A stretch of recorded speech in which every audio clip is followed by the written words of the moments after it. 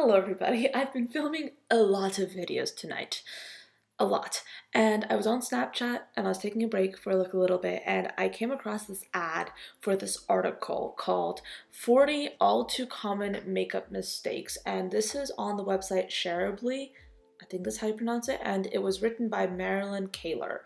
And I saw like a few of the points that this article made and I was like, you know what? Let's do a reaction to this because I agree with some of this and then I don't agree with some other of this. So let's just talk about it. The very first point that they have, the very first mistake, is putting on too much foundation. Don't cake on the foundation like the beauty gurus of YouTube show you how to do in their makeup tutorials. All that special lighting they use makes their skin and pores look flawless, but that illusion unravels as soon as they walk out the door and out into the real world. I agree with that and I also disagree with that. I have been like going through a lot of photos on my computer and I see a lot of photos of how my skin looked a year or so ago when I was like wearing like a lot of product on my skin. I would have like a lot of product on my skin, and a lot of times when you don't have very flattering lighting, like lit halfway across your face, you really see a lot of the imperfections. And I will be the first to say that my skin right now does not look good, and I think somebody in my comments the other day said that I don't need concealer. I like need concealer, like I need concealer, but I just don't wear it, and as a result like my acne is out for everybody to see most of the time unless I put on like a little bit of foundation, but I don't really want to bother with it because like at this point I don't really care. But yeah, like I have like really bad skin and I try not to cover up too much because I don't want cake face. So like this is as far as I'll go. So in a way I agree with what they're saying, but I don't think that the problem is putting so much foundation.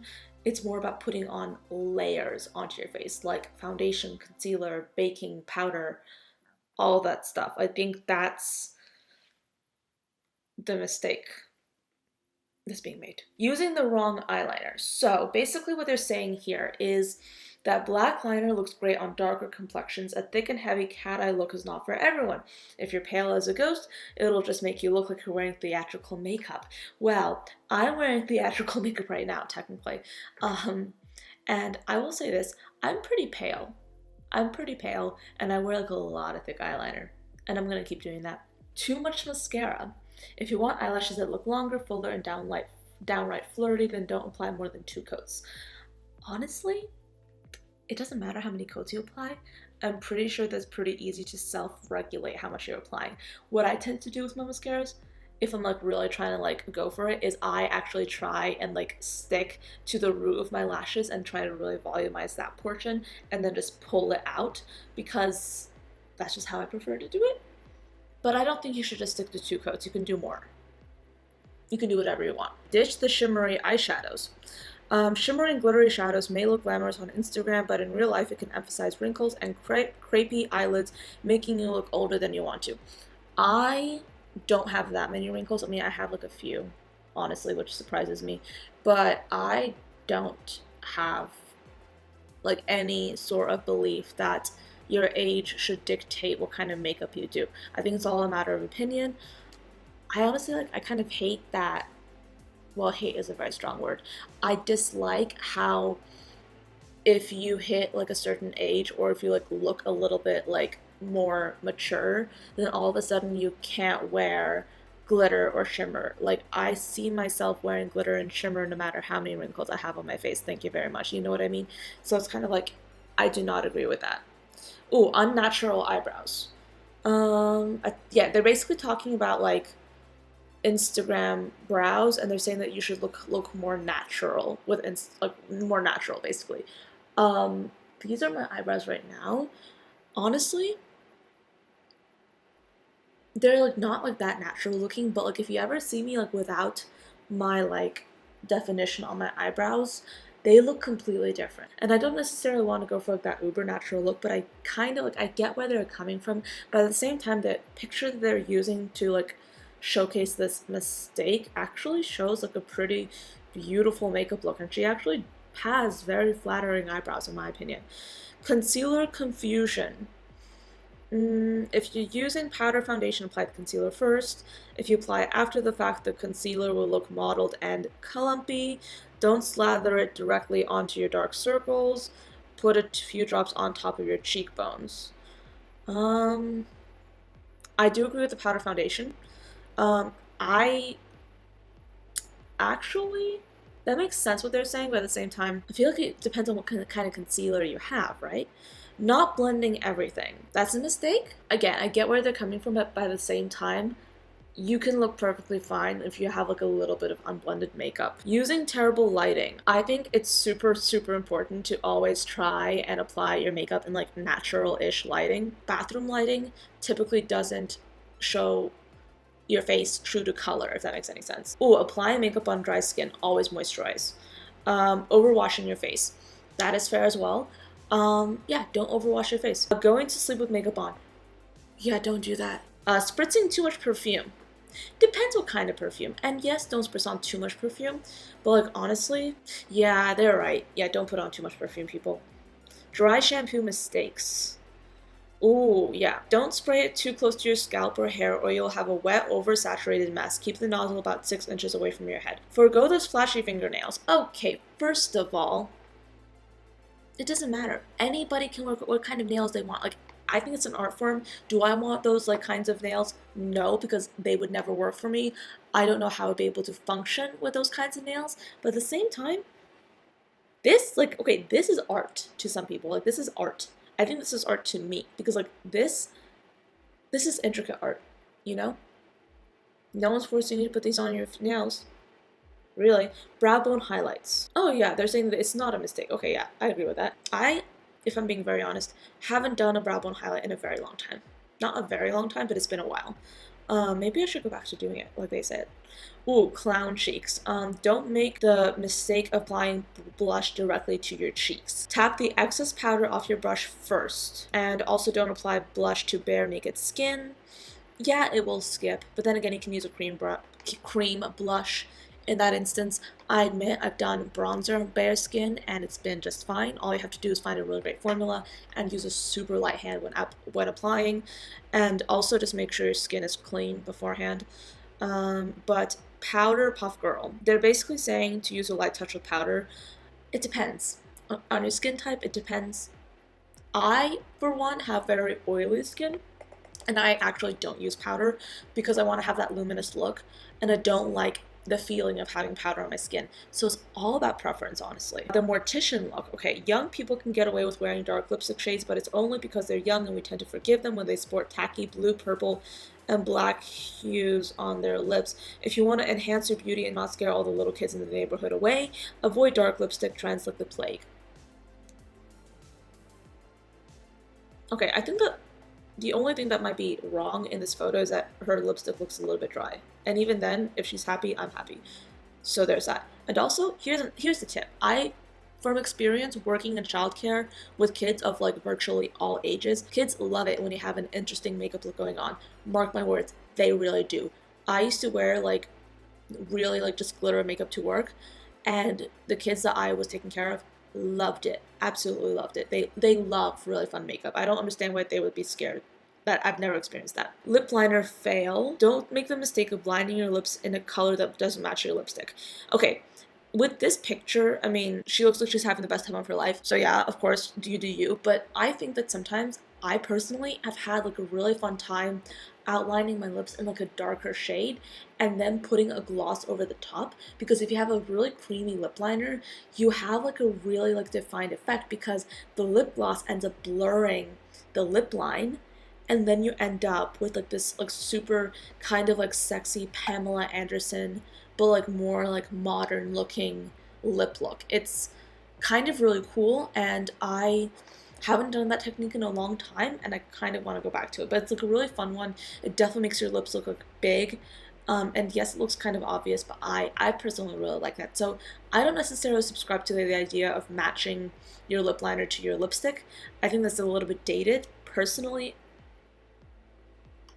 just use a red lip liner for a red lipstick, pink for pink, nude for nude. Pretty simple. Bronzer blenders.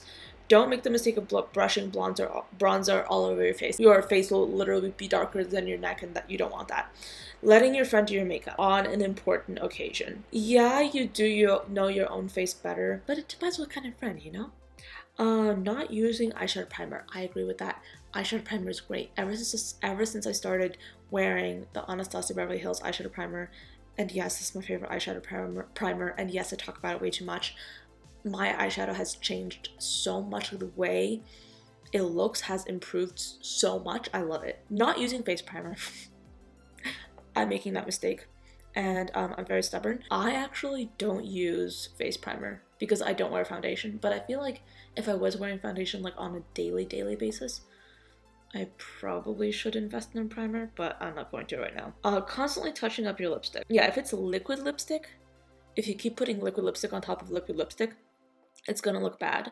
But if it's like normal lipstick, it depends on the formula. Honestly, it doesn't really matter too much unless you're like having like a very liquidy lipstick, you know what I mean? Trying to play up your eyes and lips at the same time. I hate that rule. That rule is stupid. You can have it both ways. It doesn't matter. I still look relatively okay. It doesn't matter. Like, you can have fun.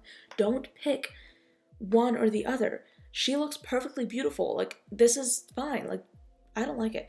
Treating glitter like it's makeup. Glitter doesn't do anything to enhance your looks, and in the worst case scenario, you can actually scratch your cornea and make you go blind.